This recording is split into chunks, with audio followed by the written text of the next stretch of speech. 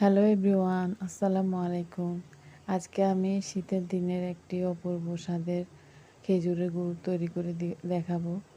তো আমি খুব ভোরে ভোরে একেবারে অন্ধকার, রাতের অন্ধকার থাকা অবস্থায় আমাকে এই রসগুলো দিয়ে গিয়েছে এবং সাথে সাথে আমি ছেঁকে চুলায় বসিয়ে দিয়েছি একটি বড় পাতিলে। তো এটা কিন্তু অবশ্যই এই অন্ধকার রাতের ভোরে কিন্তু আপনারা সাথে হাতে পাওয়ার সাথে সাথে বসিয়ে দিবেন।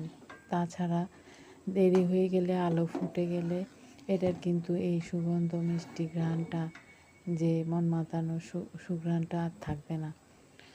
তো এটাকে আপনার সুঘ্রাণ সহ থাকতে হলে একেবারে অন্ধকার থাকা অবস্থায় ভোর ভোরে পাওয়া অবস্থায় আপনারা চুলায় বসিয়ে দেবেন।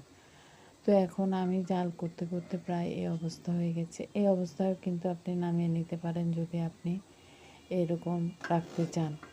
এখন আমি আরও জাল করে করে যখন এরকম ঘন বুদবুদ আসবে তখন বুঝবেন যে গুড়টি হয়ে গেছে। চামচের সাহায্যে খুব ঘন ঘন নাড়াতে থাকলে এটা একেবারে ঘন হয়ে যাবে। তো এই ঘন গুড় আপনি সারা বছর সংরক্ষণ